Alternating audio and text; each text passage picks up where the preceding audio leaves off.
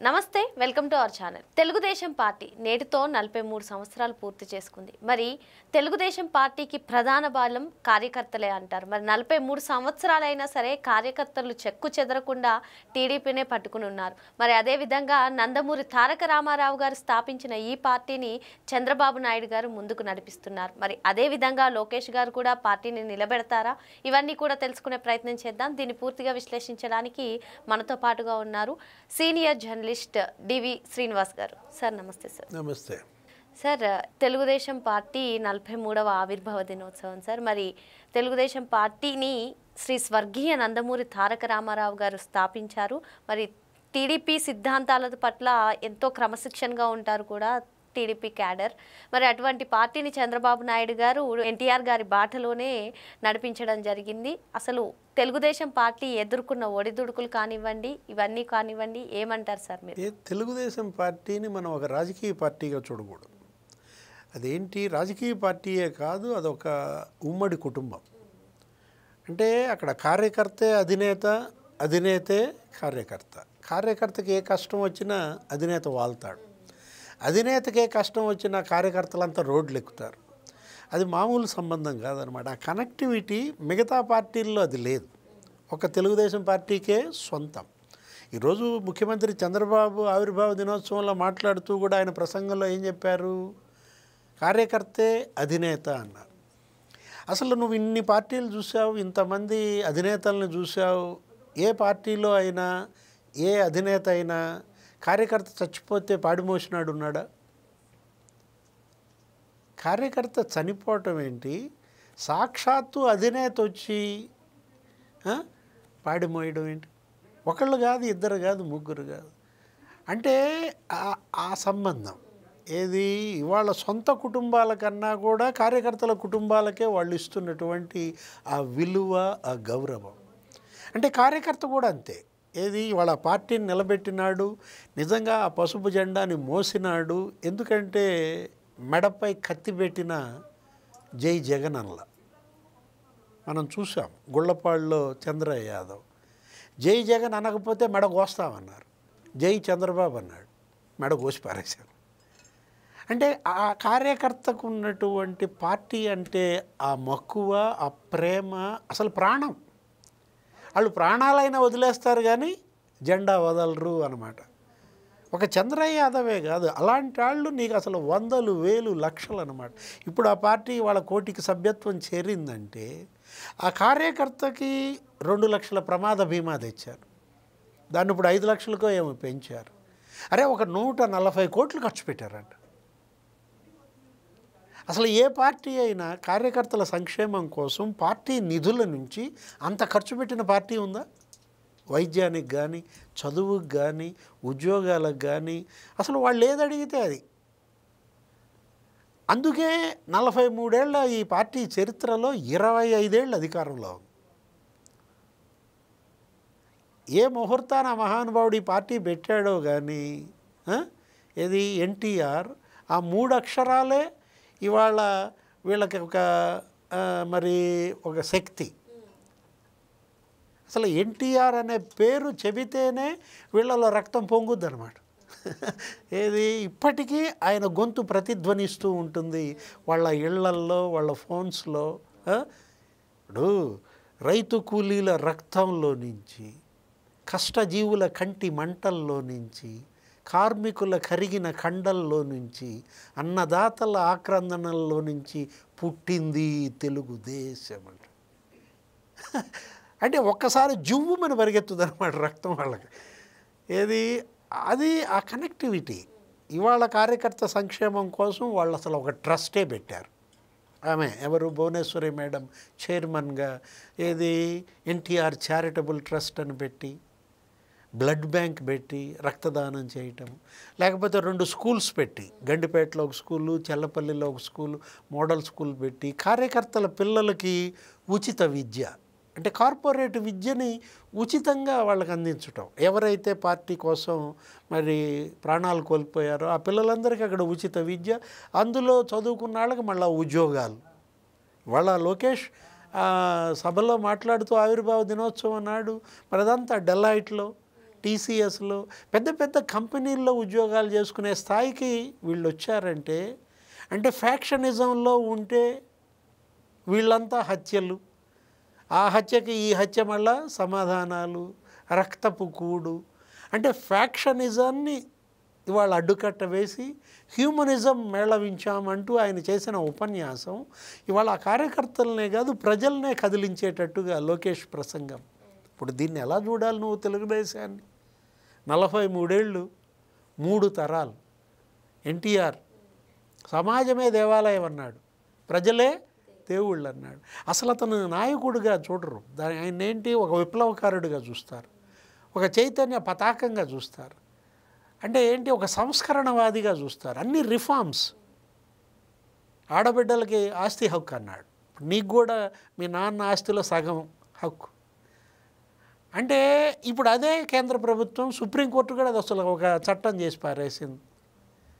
ఆడబిడ్డలకి రిజర్వేషన్స్ అన్నాడు. స్థానిక సంస్థల్లో మహిళలకి 9% రిజర్వేషన్ ఎన్టీఆర్ ఇస్తే చంద్రబాబు 20% చేశాడు, అది ఇప్పుడు 50%. దాన్నే కేంద్ర ప్రభుత్వం ఏం చేసింది, 33% చేసేసి రేపొద్దున అసలు నెక్స్ట్ ఎలక్షన్కి మొత్తం మీరే లోక్సభలో, రాజ్యసభలో, అసెంబ్లీలో. నిన్న కూడా చంద్రబాబు అంటున్నాడు ఈ అసెంబ్లీలో, రాబోయే అసెంబ్లీలో 75 మంది మహిళలే అన్నాడు. అంటే మహిళా సాధికారత. చంద్రబాబు ఏం చేశాడు, ఒక డోక్రా విప్లవం అనేది ఒకటి తీసుకొచ్చి 1 కోటి మంది మహిళలు పొదుపు సంఘాలను తీసుకొచ్చి వాళ్ళందరికీ పొదుపు నేర్పటం, స్వయం ఉపాధి కల్పించడం, వాళ్ళే ఏదో చిన్న చిన్న వ్యాపారాలు చేసుకోవటం, వాళ్ళు పెట్టిన పచ్చళ్ళు, చిక్కీ పాకవనో లేకపోతే తయారు చేసిన స్వీట్స్ అమ్ముకోవడం, ఒక గ్రూపుగా ఏర్పడి పొదుపు అనేది ఇవాళ ప్రతి ఇంట్లో అదొక మంత్రం. ఆ పొదుపు చేసుకున్న సొమ్ముతో బిడ్డను చదివించుకోవటం. అంటే ఎన్టీఆర్ సంస్కరణలను మనం తీసుకున్నట్లయితే ఒక మహిళలే కాదు బీసీలని రిజర్వేషన్స్ ఇచ్చారు. స్థానిక సంస్థల్లో 20% బీసీకి రిజర్వేషన్ ఇస్తే ఏం జరిగింది, రాజకీయ అధికారంలో బీసీల భాగస్వామ్యం. ఇవాళ బీసీలే తెలుగుదేశం, తెలుగుదేశమే బీసీలు అంటారు. అంటే ఇప్పుడు దేవేందర్ గౌడ్, కాసాని జ్ఞానేశ్వర్ వీళ్ళంతా జెడ్పీ చైర్మన్లు అయిపోయారు. ఆ కోటాలో జిల్లా పరిషత్ చైర్మన్లుగా వచ్చిన వాళ్ళు రాష్ట్ర స్థాయి మంత్రులుగా, నాయకులుగా, రాజ్యసభ సభ్యులుగా. అంటే బీసీలో ఇవాళ నాయకత్వం ఎదిగిందంటే గతంలో నాయకత్వం ఏదో అగ్రవర్ణాలకే పరిమితం, కమ్మ, రెడ్డి, బ్రాహ్మలు వీళ్ళే ఉండేవాళ్ళు. అలాంటిది బీసీలు, ఎస్సీలు, ఎస్టీలు, ముస్లిమ్సు ఇవాళ నాయకులుగా నీకు కేంద్రంలో ఎదిగారంటే యనమల రామకృష్ణుడు అసెంబ్లీ స్పీకర్ కాగలిగాడు, మంత్రిగా అసలు ఆయన మించినాడు లేడు, అన్నేళ్ళు పనిచేశాడు. అట్లాగే ఎర్రన్నాయుడు కేంద్ర మంత్రిగా పనిచేశాడు. అసలు ఇప్పుడు అచ్చెన్నాయుడు లేకపోతే రామ్మోహన్ నాయుడు, కేఈ కృష్ణమూర్తి ఉప ముఖ్యమంత్రిగా పనిచేశాడు, మహేంద్రనాథ్ ఆర్థిక మంత్రిగా పనిచేశాడు, ప్రతిభాభారతి అసెంబ్లీ స్పీకర్గా పనిచేసింది, బాలయోగి లోక్సభ స్పీకర్గా. ఎలా ఆ బీసీ, ఎస్సీ, ఎస్టీ, ముస్లింలలో నాయకత్వం ఎదిగొచ్చిందో తెలుగుదేశానికి అందుకే వాళ్ళు పెట్టని కోటగా వాళ్ళు ఉన్నటువంటి పరిస్థితి అన్నమాట. అదొక సంస్కరణే కాదు, అసలు ఒక విప్లవం అంటోంది అదే అన్నమాట. అంటే మాండలిక వ్యవస్థను తెచ్చాడు ఎన్టీఆర్. అంతకుముందు 350 సమితులు ఉండేవి, దాన్ని 1104 మండలాలు చేసేసి ప్రజల వద్దకి పాలన తెచ్చాడు.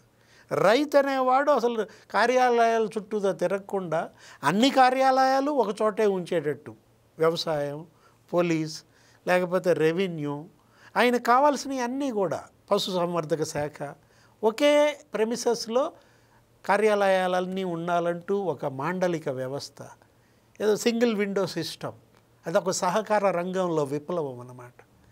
అరే దేవదాసి వ్యవస్థను రద్దు చేశాడు, అంటే జోగిని వ్యవస్థ. ఆడపిల్లల్ని ఏం చేసేవాళ్ళు, దరిద్రులు ఆ టెంపుల్స్కి అప్పచెప్పేసేసి ఏదో అక్కడ డ్యాన్స్ లేపించి వీళ్ళందరూ క్రూరంగా వినోదిస్తూ ఆ వ్యవస్థను సమూలంగా ప్రక్షాళన, అసలు రూట్ అవుట్ చేసి పారేశారు.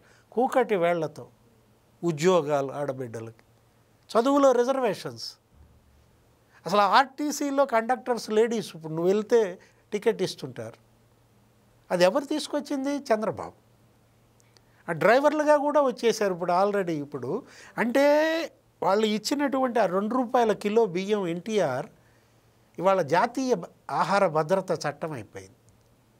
అంటే మొత్తం కేంద్రం అంతా అసలు ఇప్పుడు ఉచితంగా ఇస్తుంది ధాన్యాలు. అప్పుడు ఆయన పెట్టిన ఆ తెల్లన్నం అదేదో పండగ బువ్వ కాదు, ప్రతిరోజు పేదాడు తినే బువ్వ అంటూ అప్పుడు ఆయన పెట్టిన ₹2 కిలో బియ్యం పథకం. ఇప్పుడు ఇవాళ పేదవాడు పక్కా ఇంట్లో ఉంటున్నాడంటే ఇందిరాగాంధీ టైంలో 4 తాటాకులు 6 బొంగులు ఎదురు బొంగులు ఒక 4 తడికలు ఇచ్చి గుడిసేసుకోమనేవాళ్ళు. ₹250 ఇచ్చేవాళ్ళు.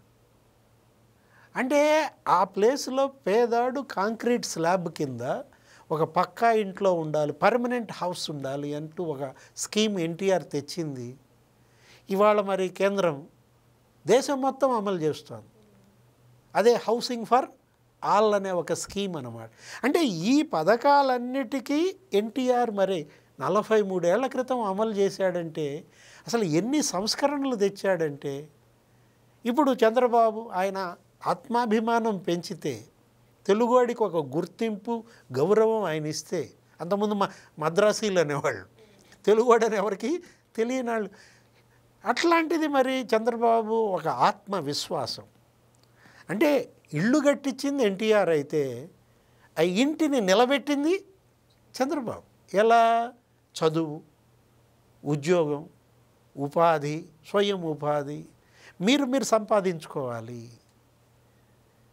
చేపలు మీకు తినిపించటం కాదు, చేపలు పట్టుకోవటం మీకు నేర్చుకోవాలంటూ ఈ ఇంజనీరింగ్ కాలేజీలు, వందలాది ఇంజనీరింగ్ కాలేజీలు పెట్టి ఐటీని తీసుకొచ్చి ఉమ్మడి రాష్ట్రంలో ఇన్ఫర్మేషన్ టెక్నాలజీ అని చెప్పి ఇవాళ దేశ విదేశాల్లో తెలుగు వాళ్ళు ఐటీ రంగంలో ఇంతమంది ఉన్నారంటే అది ఆ రోజు చంద్రబాబు ఎంకరేజ్ చేయటం, బిల్ గేట్స్ని ఇక్కడికి తీసుకురావటం, బయోటెక్ను చేయటం, జినోమ్ వ్యాలీ పెట్టడం.